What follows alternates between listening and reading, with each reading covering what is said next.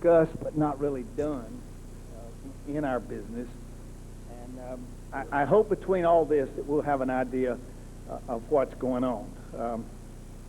From a standpoint of pro ball, my reputation has really developed around zone blocking and zone running.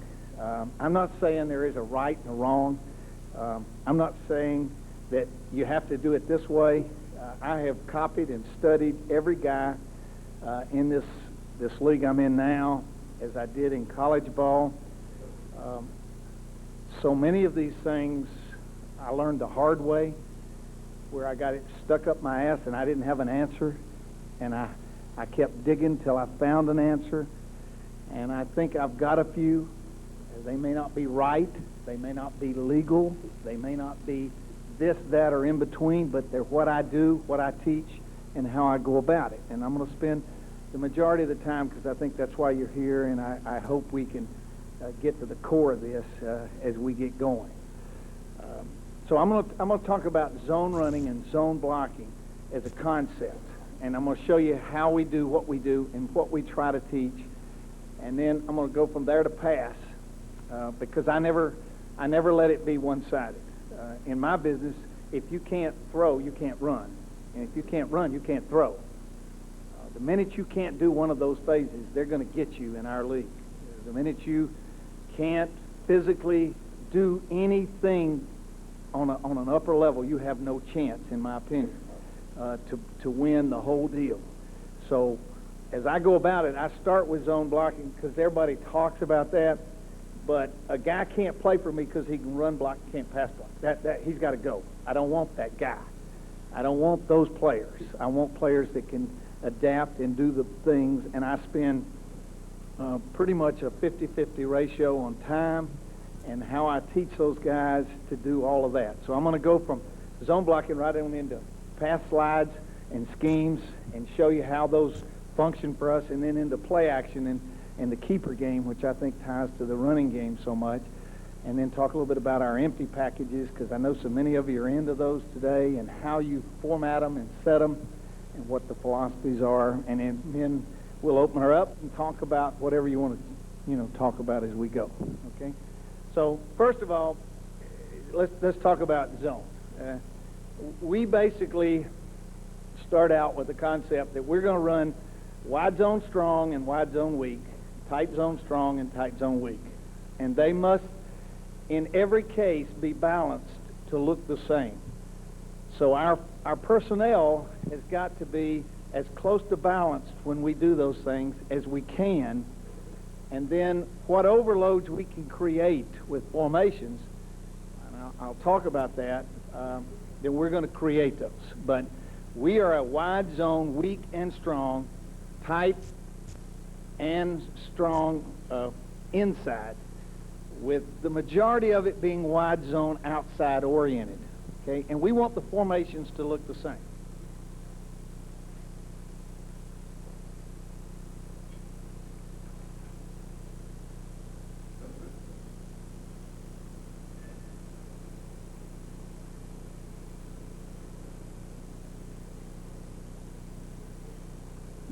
That to me is the perfect world formation-wise.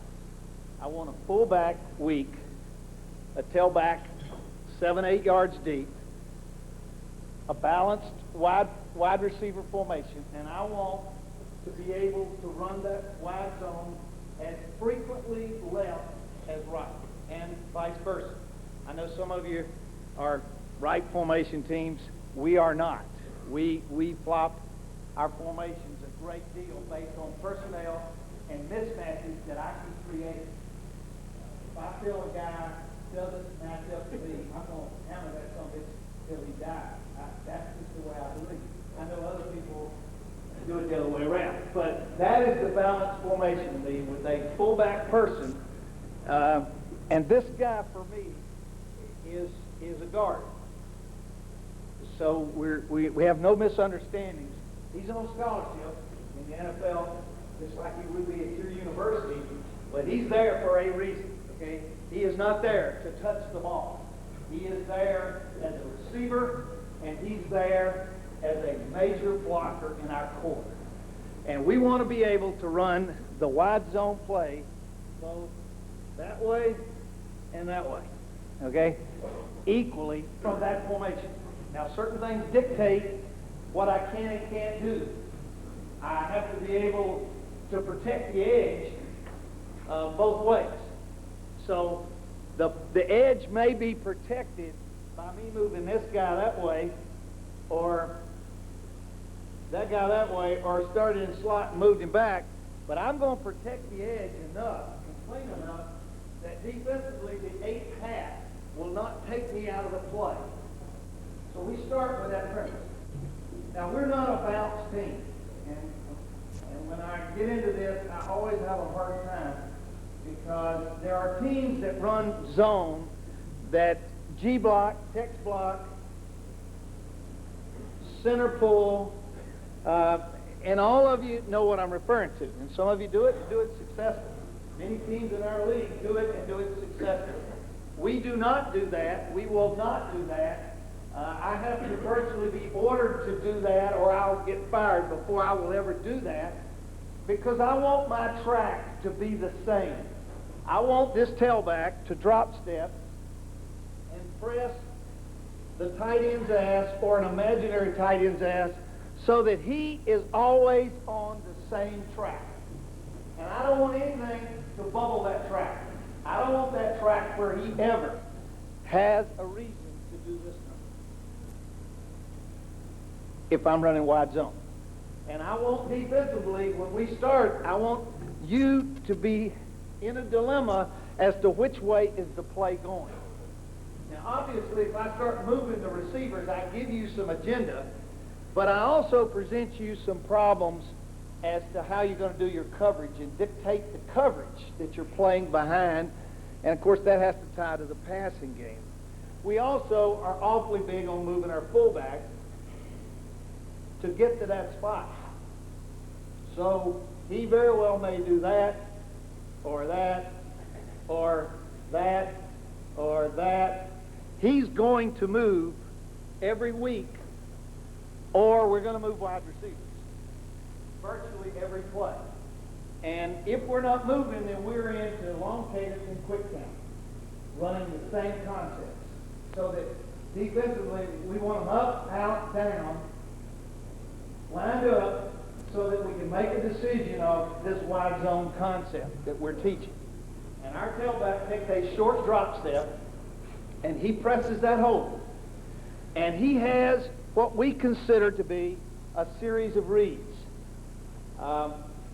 I'm going to go into hallowed ground here and talk about something that a lot of people don't believe, but we coach our runner. And that's sometimes hard to do, because he's probably the best athlete that you have playing, your best player. He better be close to your best player for you to be successful. But we coach our guy, and we teach him what he is to read. And we do not believe in our system that a guy can go play and just play with skill. We don't allow that. In other words, we don't say, hey, go run where the fucking hole is and dodge all of them and go. We don't do that. And there are times it's very frustrating for this person, because he comes out of your programs and high school programs, and he's the best player, the best athlete. He's never been told what to look at. He never knew what a defense looked like. He didn't understand the schematics of systems. And so we start teaching him right off the get-go, this is the hat you read. This is the hat you read. That hat sometimes is there, it's sometimes there, it's sometimes... We teach him a series of reads, and he basically has 2 on every play.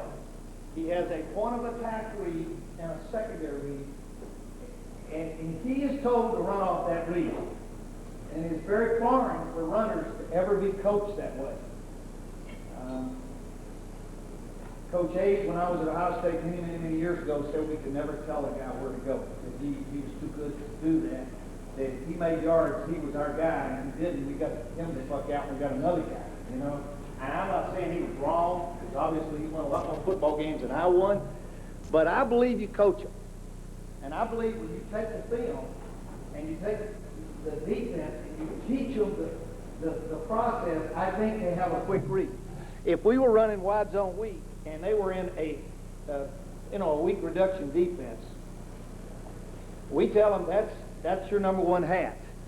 And you're going to press the hole as if you had an imaginary tight end right there, and you're going to read that guy. If that guy goes out, you go in. If that guy goes in, you go out. And you make one read, one cut off that guy. He always has a secondary cut. In this defense, it's obviously the second guy weak. And if that guy goes out, you go in. He goes in, you go out. So he reads 1 to 2 right now. And he lives with his read. And a lot of people say you can't do that. You can't functionally tell a guy that's that field where to go. I don't believe it. I don't believe that. And I coach the fuck out of them. I run the 9-on-7 drill. I run the 9-on-7 pictures that we have, just like I'm sure you have. And I'm up that guy's ass just like I am that left guard and that left tackle and that center, because I believe there's a close orientation into that process. When we run the ball strong, if it were a weak reduction team, and we had this look strong, which is base to most people, that is our read guy. We do not read the end man on the line of scrimmage because he is a backer. In our opinion, the backer is a contained player. So we read that guy as 1, and we read the next guy as 2. So his read going that way is that system. If the reduction went the other way, and there's his 1 read, and there's his 2, and if you ran it out the weak side, again, I don't read that one, I read that one, to the nose as being number 2. And here's the way we coach our runner. And I know this is going to sound strange. We tell our runner, you get 1. You get 1 cut. 1. And whatever you make, you live with it. If it's out, then it's out. If it's in, it's in. What we don't want is feather feet. We don't want any decision making in that hole when we run our wide zone. And we have some problems teaching it. We have some guys that come out like you do, that they want to make everybody miss. We don't want that guy. A lot of the great runners wouldn't fit in the system. Well, what we've been able to do is take guys that are good college players and make them great pro runners by forcing them to fit into the system. Now, when I teach the blocking schemes we're going to use are all geared to making that read very simple. Because I'm going to create that guy going somewhere if I possibly can. So when we teach the zone system, the up front people and the backs are tied to the fact that it's going to happen right now. We aren't going to hesitate and make it be almost right now. We're not going to dip. We're going to make a read, and we're going to live with our read. Just so we're all talking the same language. Now, when we set those schemes to block those people, the thing I want to be able to do, and I'll take it off the weak side since I started there first, is I want this guy to tell my runner very quickly, as fast as I possibly can, is it an inside of him or outside of him read? Not maybe, is it or is it not, okay? So the landmark I'm going to take on that guy is obviously got to be 1-on-1. I don't have any way to double him. I don't have any way to get a hat on him. I don't have any way to influence him.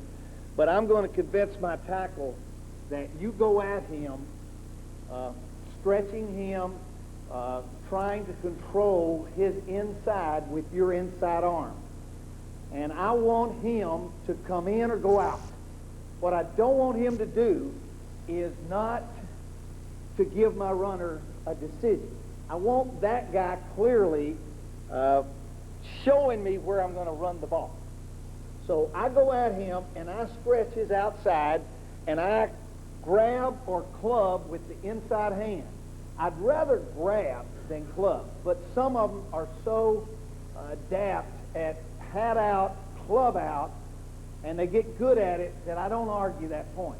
But I know the great defender wants to stretch you and throw you out and fall back in on our runner.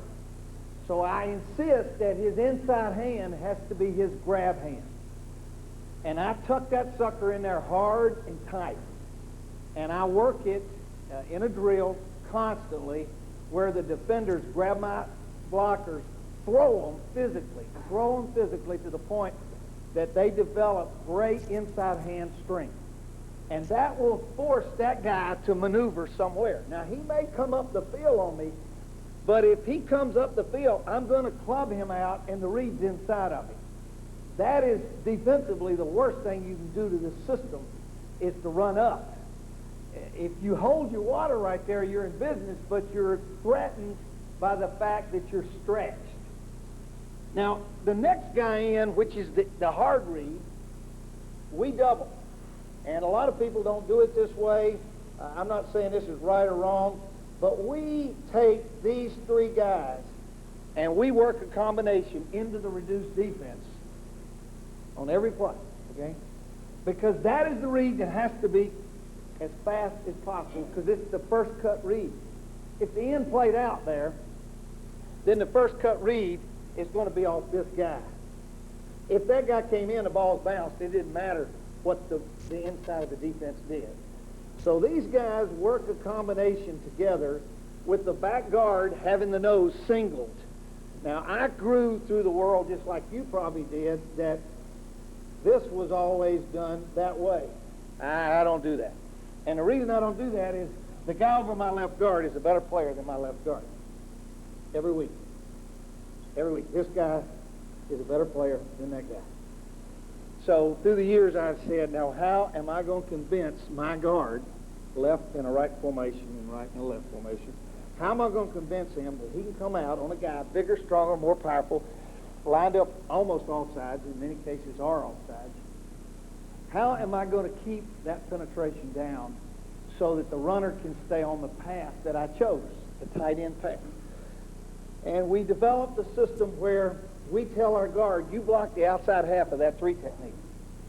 You have his outside half. You don't have his inside half. So you come off with good width, and you knock the outside half of him off the ball.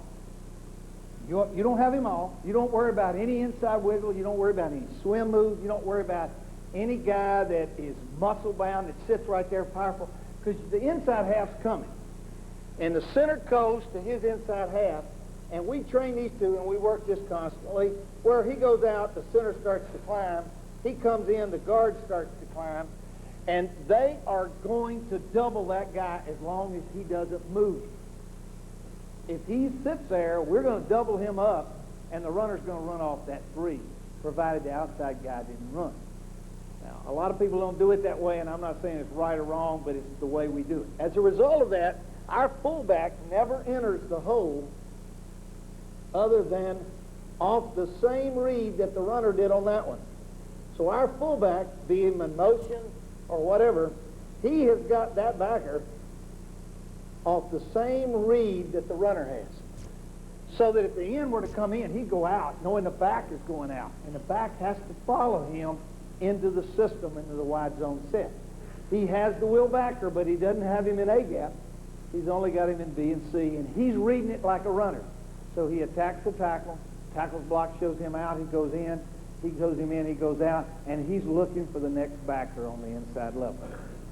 The only exception to that is if we ever got corner fire, and I know a lot of you guys do that in college football because of those tight hash marks. We're seeing it more in pro ball because of you suckers in college ball starting it. We tell our fullback if he ever enters B and sees a weak corner blitz, that he is now the blitzer that has become the wheel backer. And so our fullback, if he ever saw this come from that edge, he would block that edge to keep that ball always pressing the hole. Then the wide receiver is told, instead of blocking the corner and or safety inverting, he's got the wheel backer. So, and we live in that world now. We live in that world to keep the negative away from the process. And I'll talk about that negative as we go. Now, one of the problems you have when you start this system is this backside mic can run the back door of the play. So you have to have developed a system out your backside that says, we're going to alert these guys like so. Now, our back tackle doesn't have that Mike backer unless he blitzes. But if he blitzes, he will chop him in the back hole right now. And our tight end will come to the 5 technique. If the Mike runs over the top, then they take that to the safeties instead. And all of that was incorporated into a system so that the runner could do what I told you when we started. And that is press the ball, make a decision, and get that way as fast as whatever. Now, everybody that studies us, that does the films, does the TVs, they keep talking about all our cutbacks. And let me tell you, it is not the way you really think it is. When our runner starts that pass and he comes under that 3, the majority of the time when he makes that cut under that 3 technique, he will be outside of where the imaginary tight end was when he makes that cut. Because the defense has stretched that far. And when you stretch the defense that far, that cut by the runner is not as drastic as you think it is. It does not take that talented a cut by a runner. What he's made a decision is, the outside guy said, it's coming inside. The second guy said, run off me. That's what the decision is. If he goes under the 3, to you as a TV person, as a film person, it would look to you like he's cutting behind. Sometimes he'll go behind the nose, and the nose is actually outside of where the tight end would be by the time it gets over there. Now, there is no dip in this. You got to understand, there is no dip. So we're telling a runner that we're taking a downhill pass. Now, if I flip that, and I flip it to a 4-3 defense, it doesn't really matter to us. It's the same concept. We want this guy over here to constantly present you that we have a weak side run, and we run the same stretch. We don't read a backer on the ball. We read the first down lineman on the ball. He goes out, you go in. If he goes out, you read number 2. In this case, that number 2 is now doubled with those 2. If it were a bubble defense, different than everybody else does it, we force that end to go somewhere. We take the guard, and on the snap of the ball, he heads diagonally at the hat of that guy, and he drives him out and bounces to the backer. The backer will plug on him, and we'll have a little mesh spot right there that we fit up on, but he knows right now that his read has told him, I'm going inside of number 1. If number 1 came down, like a zone dog, we all see, they run the Mike Sam zone dog, then he's jumping outside because his read told it to. If we ever got that front, he's going in that crack right there because the read told him to come down. Obviously now the guard would take that over and the tackle would slide up, and all of you do that, and everybody has done that for 1,000 years. That's no different. Where it's a little different for us is if it got reduced strong, which we're seeing more and more of in pro ball, we now go to double on that one just like we went double on the other one. And now the combination is these 2 guys working on the Sam backer. Again, what do we want our tackle to do? Same thing we want our guard to do. We want to drive that puppy out and make the cut come inside. Now, I want to slow down here a minute because I know I'm going at my pace, and that may or may not be what you want or what you need. But I want to slow down and explain why we came to this theory. At Denver, we feel that the passing game is in itself a big little system.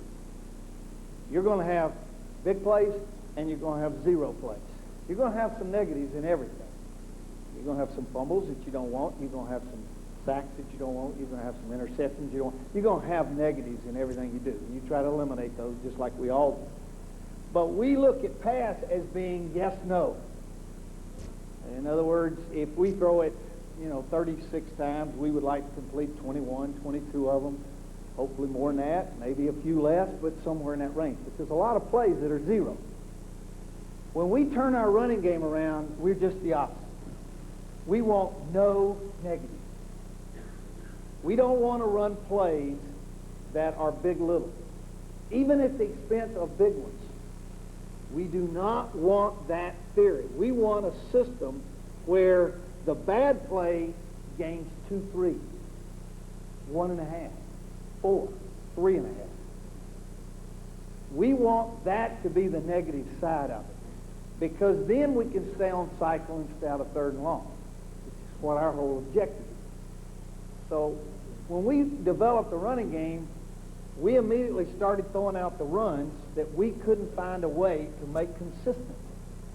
Well, wide zone became our way of living. Because if you have a good offensive line and a play-action concept and a keeper game, you have a great chance of always staying on cycle. You can keep your running game always in that category of whatever it is to be successful. At our place, 4.5 is what our guy has to have. The last 3 years, our runner has been 5-1, 5-0, and 5-1. Our runner, because we have one, just one. Our guy is a runner. And we want that to be on that consistent level. Do we have some long ones? Yes. But what we don't want is 2nd and 12 in our running game. So when we devised this system, we devised a system that gave us the best opportunity to do that, to eliminate penetration, to eliminate a system where a runner was sometimes making great runs and sometimes losing yardage. We don't want that guy. That is not what we do. We want it to be on a level. And we wanted it to overlap when we changed formations. So, for instance, and here's the beauty of wide zones, if your tight end is not in your grouping, because you're now in some form of flex, or slot with flex, or tight end over here, we wanted our teaching of our fullback running weak zone to be strong and weak, so that the teaching was the same. Does that make sense? We wanted it to be on the same teaching level, so that anytime our center and guards got that look, they knew exactly where they were going. They knew how to set the structure. Now, all we had to be able to do was decipher where our fullback is and what his responsibilities are. And that way we could start doubling up on formations. One of our favorite formations, as it is with you guys, and we do it a million ways, every week different, is to get 2 tights on the ball. Because now our teaching of wide zone is the same left or right. It is the same. Does that make sense? It doesn't really matter to us how we got there. We could have started here and motioned to there and gone here or gone back there. But our teaching is the same teaching, and our up front philosophy is the same zone. So now while they're taking the formation and changing it week after week, and they've now got to line it up different, then we've adapted the formation the way we want. And out of that, there's a million ways for your passing game to be, very established. A lot of people like it that way. A lot of people like it that way. A lot of people like it that way. And we change that every week to find what we think is the best way to tie the pass with those runs. But the run is still going to come out wide zone. And if there's a tight end there, it's wide zone strong. And it doesn't matter how you adapt it.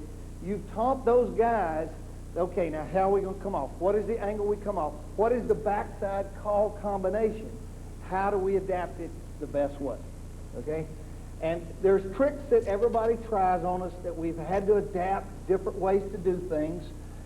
Some of the 4-3 teams we see force us into this combination, and I don't like it.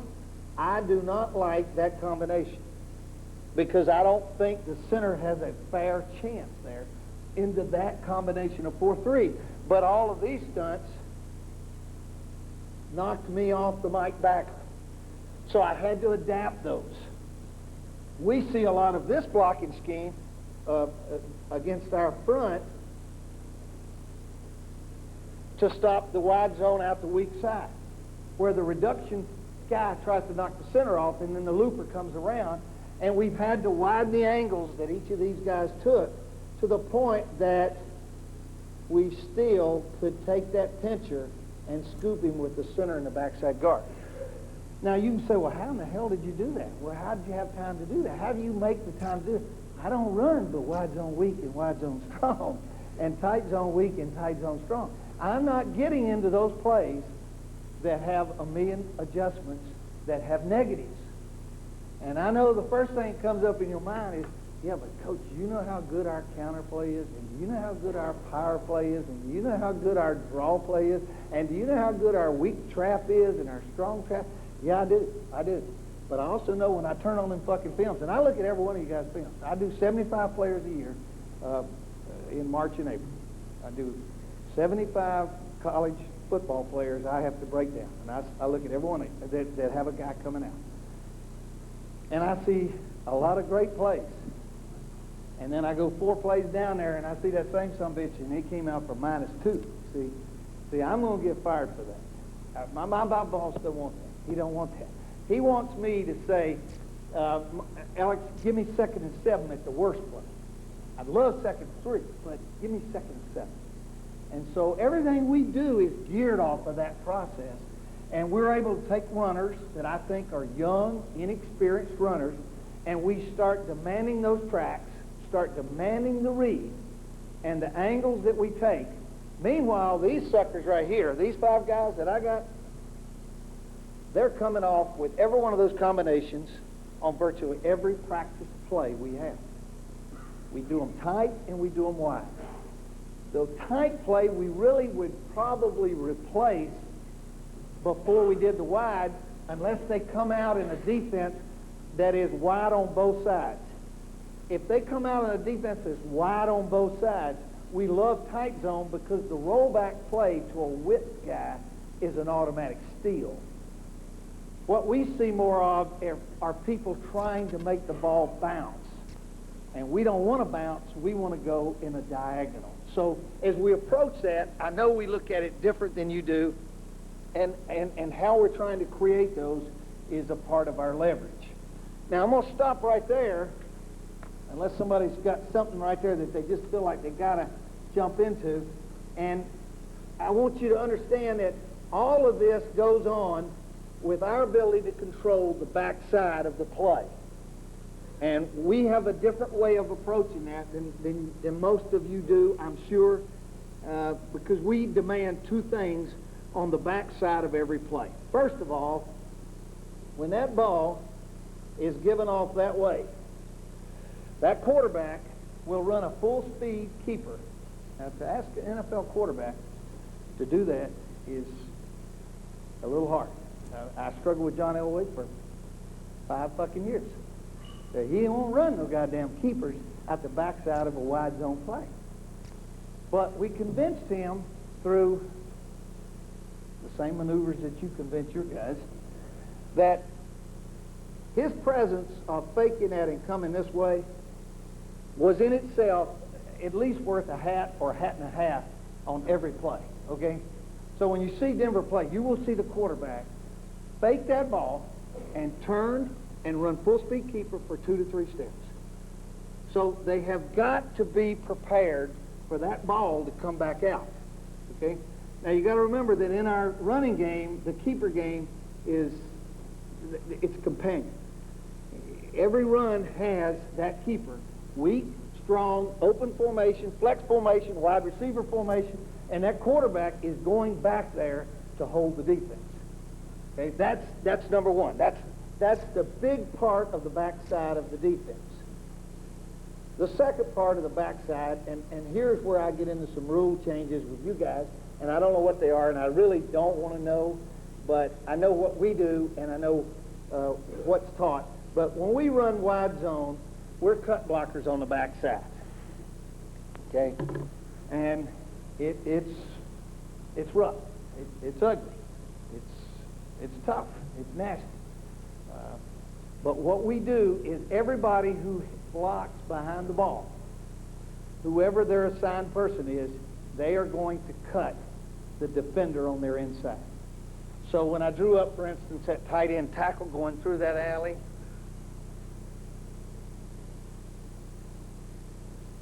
because I told you that guard's gone, that guy, if that mic ever shows, and that tight end will cut the legs of that defender on the inside.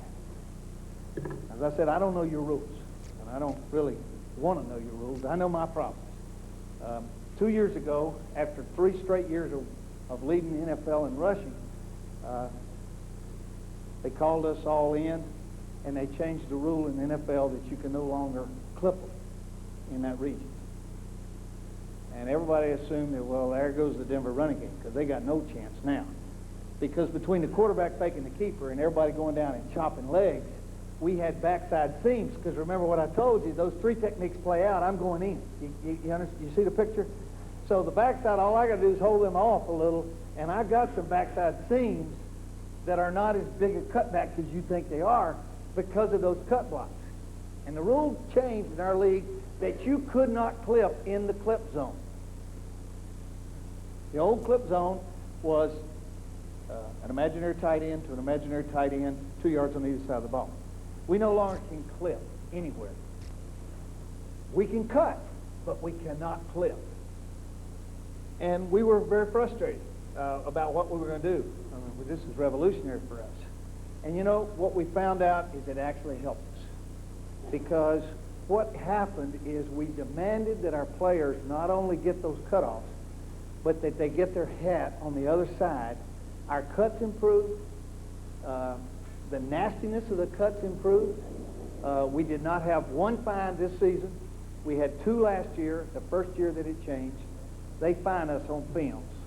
If they see something, the player gets a mail from FedEx, send in $2,500, $4,000, $6,000, whatever, and the player has to play it. So you can imagine, I got a hard time selling my guy to do something he's going to have to pay for. That's difficult now.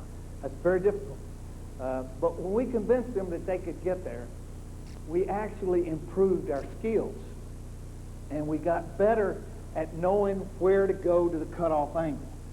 So between these 2 things, the lane behind is a big lane. And if we get to it, I've got all the cut-up film showing you weak, wide zone, strong side. It's over and over and over and over. And what begins to happen is you see a softening effect taking place, because remember the balance of what I was referring to. I want them to not know, is it going there and I'm cutting these, or am I going there and I'm cutting these, and is the quarterback faking the keeper out the weak side, or is the quarterback taking the keeper out the strong side? You got to picture what I'm saying? And out of that really has given us an advantage. And everybody's trying to do this, to copy it, because it's like anything, that you steal anything, it's good, it's working. Are those 3 running backs all great running backs? No, they're not. But one of them is a great running back. The other 2 are players. That's all. They're players. But defensively, they start playing soft, because they don't know whether they're on the cutoff side and are they the container on the keeper. And when you get them playing soft, then the point of attack on the wide zone gets better and better and better.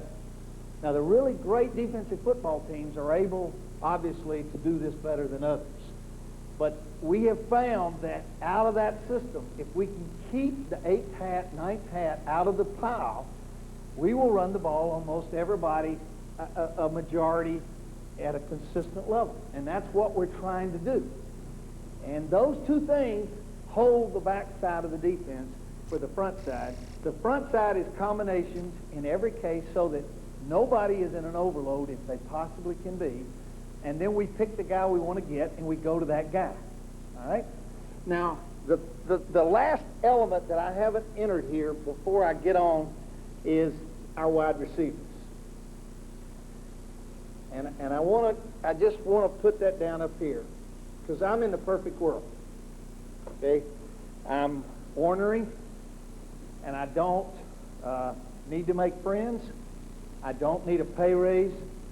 I don't need a fucking thing. So that wide receiver is frightened of me. Okay? He's frightened of me. And that's hard to get. And I got a head coach that lets me coach them, that lets me scream at them, that lets me bust their balls. I don't hit them like Marion Kirby's story here. I don't hit them, but I make their life miserable in front of their teammates.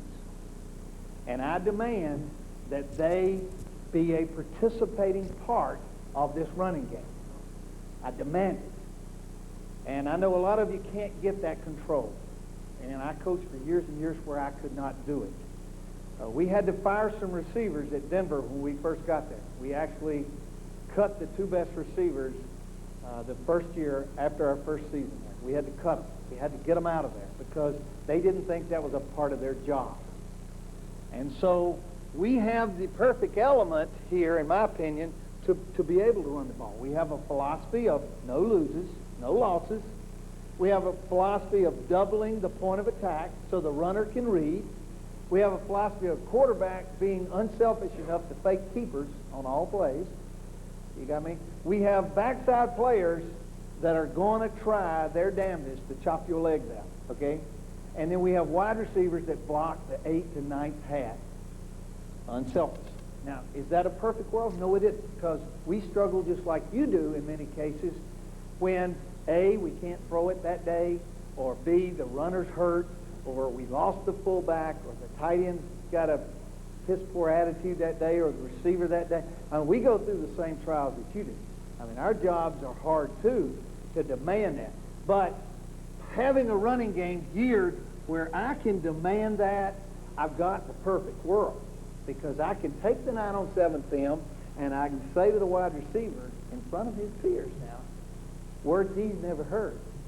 And I can take the fullback, and I can take the tight end, and I can demand it. Now, let me cover one more thing about the cuts, and then I'll push on from that. When we practice, we do not cut our own players. We never cut our own players. And basically, here's the way we say that. If you tackle, we cut. If you tackle, we cut. You don't tackle, you butt them up, we don't cut. So whenever the game starts, they're tackling, we're cutting. Okay? When we practice by tackling the player we're supposed to cut. Does that make sense? So if I got that guy right there, the only way I can find out if my guy has enough foot speed and quickness to go get him is he has got to go tackle that guy. And he literally, without going to the ground, he goes in and he tackles the defender, be he a linebacker or whatnot. And I know a lot of people were very concerned about that, about did you hurt somebody? Did you have a lot of fights? Did you have, all that shit? And, we answered them as quickly as we could. Coaches, here's the deal. You want us to cut you, we'll cut you, okay? But we'd rather tackle you so we don't hurt you. And it works out over time. But that was a very hard process for us to get our defensive people to understand what we were trying to do so that we didn't hurt those guys. It did teach them great gap control because they knew they had to get there, okay? Now, when we started all this, we started picking a different lineman than most of the NFL teams do. We don't pick high. I've been in 17 years, never had a number one draft choice. Never had a one, not one. What we do is we draft guys that are a lot like the guys that I see you redshirting. He's a tall, skinny kid who's tough and smart and wants to play so bad he'd die. And we redshirt him in our system just like you do in your systems.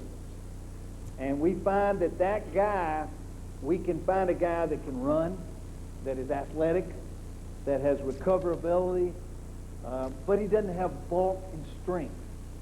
He doesn't know what his body's about yet.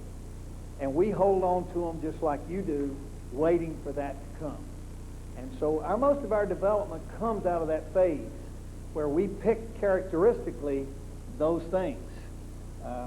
Our tackles are very athletic players, and many of them, nobody talked about or knew at all from some of your schools. And you would say, why him? What's that?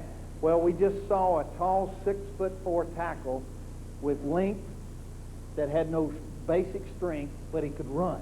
Athletically, he could run. And we were willing to wait for him to develop the power to be a player while we were teaching him our system. On the inside, we don't worry near as much about height and length. We think players can be way too tall on the inside, and we look for a guy that is a marginal height, leveraged player, guys that are really low-waisted, guys that have leverage under their bodies. And we don't have a lot of fat guys. We run them all the time. We're constantly, I believe they stay healthier by not being heavy, and we turn away. Now, you got to remember, to cut off the guys we're trying to cut off, you've got to be able to run. You've got to have leverage. You've got to have athletic abilities. So we take guys that in many cases people don't want to draft. And sometimes we have to go up a little higher than we want to because we've earmarked a guy. But historically we've had a lot of luck doing it that particular way and waiting on them. Rarely do any of them play early. That is very rare. We like to send our guys to the World League. We like to send our guys through this system that we're in. They must be very smart on the inside, unbelievably smart. We do not take guys that are great athletes that maybe aren't smart enough to play and play them inside. We don't even try. We have a test score limit there that would scare you. And it requires all the adjustment levels, and so we don't play around with that at all. And then probably more important than any of that is I want to see what their history was playing for you injury-wise. If they were hurt for you, they're going to be hurt for me. I don't want guys that get hurt. I do not want guys that miss games. Most of my guys get operated on after the season, some form or fashion, fingers, toes, elbows, hands, knees, but they do not miss. They do not miss. And if they didn't miss for you, the odds are good. If they missed for you, I'm barking up the wrong tree, in my opinion. And so when I look for those characteristics, I'm looking for a guy that can play with great toughness and desire, and he doesn't have any ego because, hell, nobody wanted him, you know. And if you go back and look at a lot of your red shirts, I'm sure you know exactly. You can come up with 2 or 3 guys that you say, boy, that's exactly what he's talking about. That's the kind of guy I want. I don't want a guy that doesn't want to play. I don't want a guy that I got to beg to play. I don't want those. Those are skilled athletes. Those are not the guys. They're the wide receivers I got to talk into blocking force and elements. That's the quarterback that I got to convince to run the keeper when he's handing the ball off going the other way. That guy. I don't want that person in our core grouping when we run this wide don't play. So we can understand. Okay? Now, I'm going to throw some on and talk about it off film. And if you got questions, we'll start right in the middle of it. And away we go. All right? So I'll just take you through the progression. Our left tackle and left guard are trying to make that read so that runner has no choice. Is everybody with me there? I'm going to make him cut behind that 5 because that 5 technique did not pinch down. Okay, and our center's going to reach the shade, and we're going to cut the back door. That right guard did not cut, and I promise you, he got chatted with very quickly off that backside. Now, Elway's keeper right here, I would blast. But if you'll see the wide guy on the outside over there, he did hang a hair, and that created the running lane that I'm trying to make happen. Okay? And as I said, I got to get all these guys all these years, and if we got to slow down, we can. These are all run strong. You can see the left tackle and the left guard. I don't like the technique the left tackles use. That fat ass needs to get his feet moving better than that. But the right guard did a great job of making the runner read behind the nose. His read was to the end, to the nose.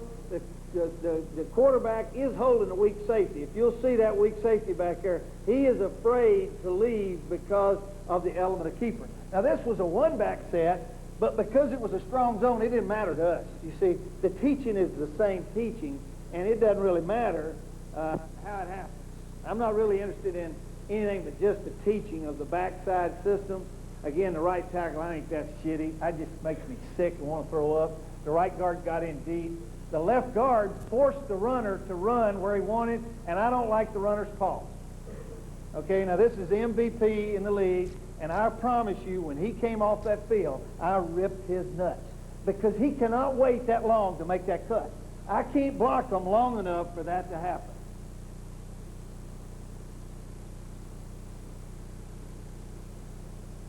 Now, when we run it into a reduction side, a lot of times stunts like that occur.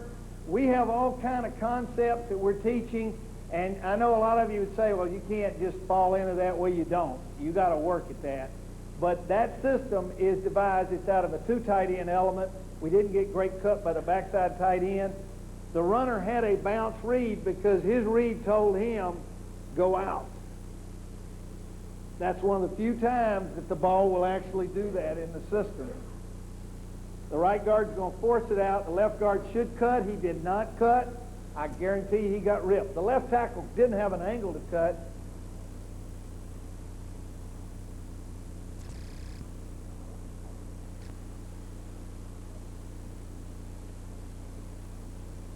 It is no mystery what's happening back here to the backside of the defense. Now, he chose to go out because his read told him to.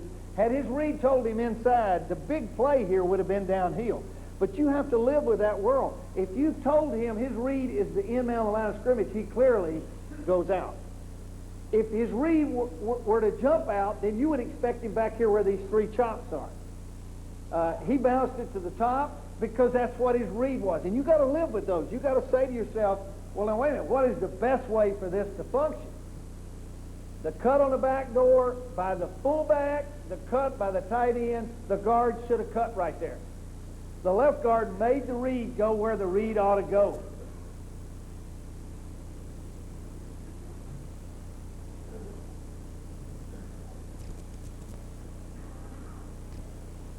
Now that's what happens when linebackers plug. The end is clearly inside of our tackle, so the runner should take the ball to the top. He should run off the tight end just like he did. Now, we back here don't know that. We're still trying to cut it right tackle. We're trying to cut it right guard, and the keeper is faking keeper out, the quarterback out the back edge.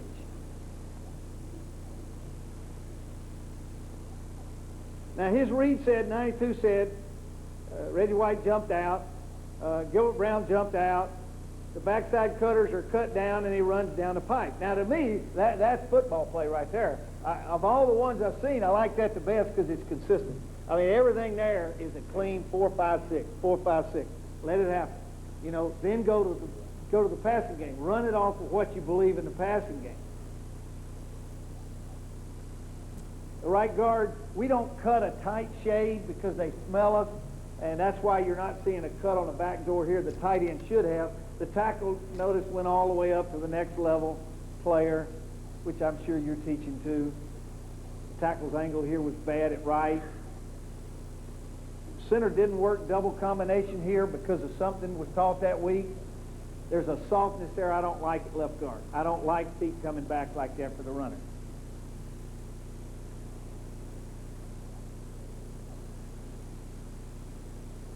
Now here's the beauty of the cuts, and this is the classic. You know, when they get cut back door, and everybody says that's the Denver cutback. Now look where that cutback occurs, because you see the tight end's a yard inside this hash mark. When he makes that cut, he's 4 yards outside that hash mark. That cut is not as drastic as you think it is. It's the element of the defense that's creating it. I don't like the stutter that this runner took. I also don't like the fact that my right guard got stuffed back in the backfield. But that's a part of the world of one cut, live with it. Ball going left, wide combination, the ball should bounce. The ball going right should never bounce.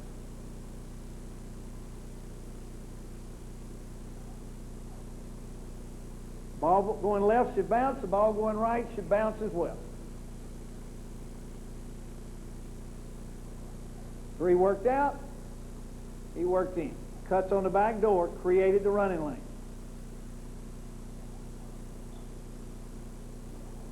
This was before the rule was changed, and both those tackles today would be fine because their body momentum actually cut the back of the legs. That's clipping now. It was not then. We've gotten much better at this than we were at this point.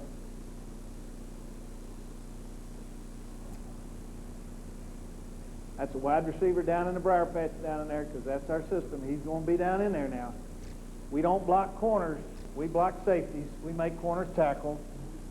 They're as shitty a tacklers in our league as they are in yours. That read says go out. That's as clean as a bell to me.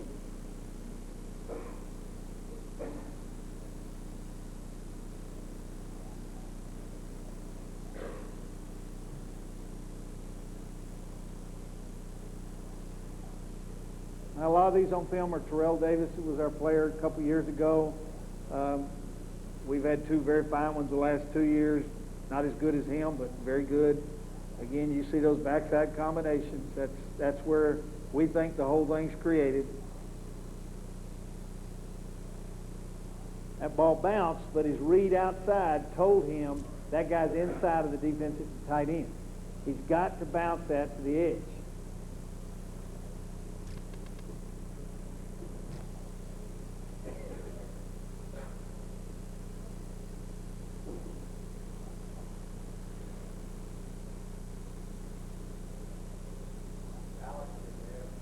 I'm ready. All right, I got that reel too. All right, if I do that, I have to make a call that basically alerts two people.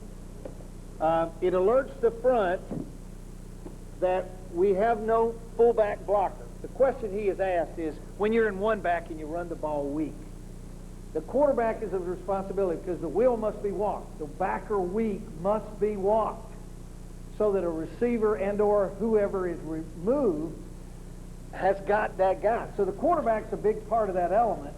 And then the way we teach it, it's not... Well, here's up to the weak backer and no reduction. Woo. Like so?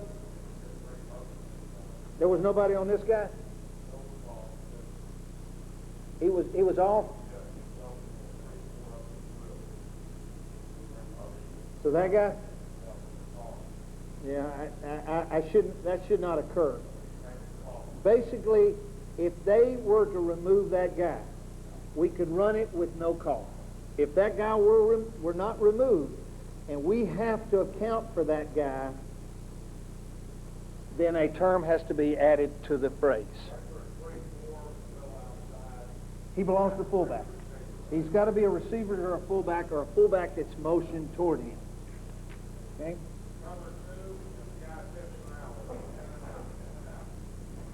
Quarterback has to make a decision.